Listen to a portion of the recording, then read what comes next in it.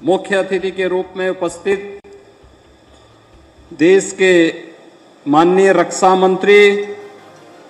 आदरणीय श्री राजनाथ सिंह जी, प्रदेश सरकार में मेरे वरिष्ठ सहयोगी उप मुख्यमंत्री श्री ब्रजेश पाठक जी, केंद्रीय आवासन एवं शहरी कार्य मंत्रालय के राज्य मंत्री माननीय श्री कौशल किशोर जी, माननीय सांसद श्री डॉक्टर अशोक वाजपेयी जी, यहां के स्थानीय विधायक, प्रदेश सरकार के पूर्व मंत्री श्री आशुतोष टंडन गोपाल जी, माननीय विधायक डॉक्टर नीरज बोरा जी, माननीय विधायक श्री योगेश शुक्ला जी, श्री अमरेश कुमार जी, मनीष रावत जी, विधान परिषद के माननीय सदस्य, प्रदेश सरकार के पूर्व मंत्री डॉक्टर महेंद्र सिंह जी, मौलाना मोहसिन रजा जी, मुकेश शर्मा जी, भुक्कल नवाब जी, इंजीनियर अवनीश कुमार सिंह जी, रामचंद्र प्रधान जी, उमेश द्विवेदी जी, निवर्तमान महापौर श्रीमती संयुक्ता भाटिया जी, आज के इस कार्यक्रम में उपस्थित लखनऊ जनपद और महानगर से जुड़े हुए सभी उपस्थित कार्यकर्ता भाइयों बहनों, मैं सबसे पहले प्रदेश सरकार की ओर से और आप सब की ओर से देश के माननीय रक्षा मंत्री जी का उन्हीं की संसदीय सीट पर विकास की इन परियोजनाओं के लोकार्पण और शिलान्यास कार्यक्रम के लिए आयोजित समारोह में हृदय से स्वागत करता हूं, अभिनंदन करता हूं।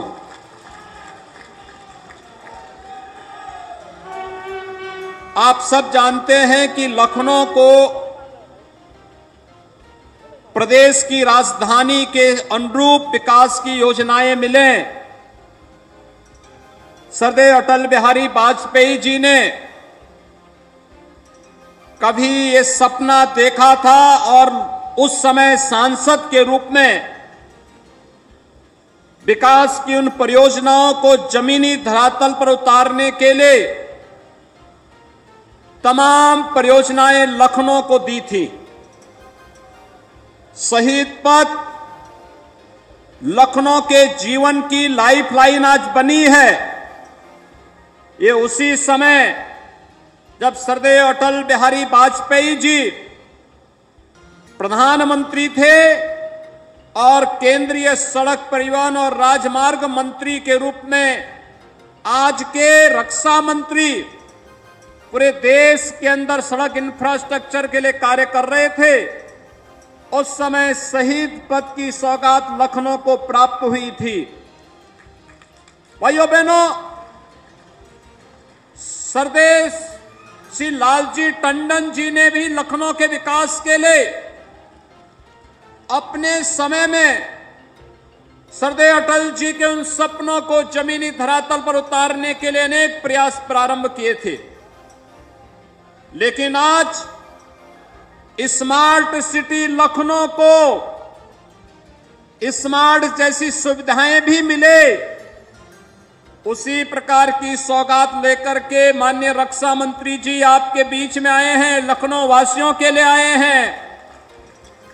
अभी आपने देखा होगा ग्लोबल इन्वेस्टर समिट हुआ। ग्लोबल इन्वेस्टर समिट के एक दिन पहले आपने देखा होगा लखनऊ को 3-3 ब्रिजेज की सौगात मिली थी, विकास की अनेक परियोजनाएं मिली थी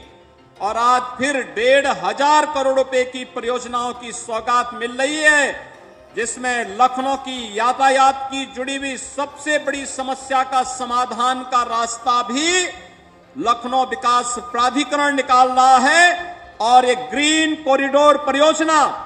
7,570 करोड़ रुपए की परियोजना है, जिसके पहले फेज के कार्य का शिलान्यास का कार्यक्रम आज यहां पर अभी कुछ ही देर पहले माननीय रक्षा मंत्री जी के कर कमलों से आज यहां पर अभी उसका शिलान्यास का कार्यक्रम संपन्न हुआ है। ये लखनऊ के यातायात की समस्या का स्थायी समाधान का रास्ता निकालेगी। किसान पथ को जोड़ने, आईएम से लेकर के किसान पथ को जोड़ने का एक बेहतरीन मार्ग होगा और गोमती नदी के दोनों तटों को जोड़ करके बेहतरीन सुविधा सुंदरीकरण के साथ साथ कैसे रिवर फ्रंट की कार्रवाई होनी चाहिए, यह लखनऊ को एक नई सौगात मिलने जा रही है। लखनऊ विकास प्राधिकरण ने जिस विजनरी भाव के साथ इन कार्यक्रमों को माननीय रक्षा मंत्री जी के मार्गदर्शन में और जब विभाग के मंत्री के रूप में, नगर विकास मंत्री के रूप में सियासतोष टंडन जी कार्य कर रहे थे, उस समय इन कार्यक्रमों के लिए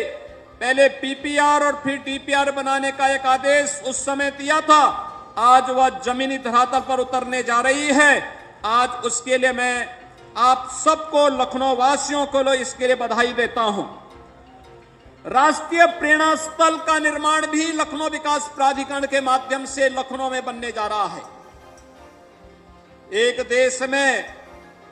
दो प्रधान, दो विधान और दो निशान नहीं चलेंगे का उद्घोष करने वाले डॉक्टर श्यामा प्रसाद मुखर्जी की स्मृतियां लखनऊ के साथ सदैव से जुड़ी रही हैं। भारतीय जनसंघ के संस्थापक अध्यक्ष के रूप में, देश की संविधान सभा के एक प्रखर सदस्य के रूप में उनका मार्गदर्शन सदैव मिलता रहा है। डॉक्टर श्यामा प्रसाद मुखर्जी राष्ट्रवाद के प्रखर प्रवक्ता के रूप में जाने जाते हैं।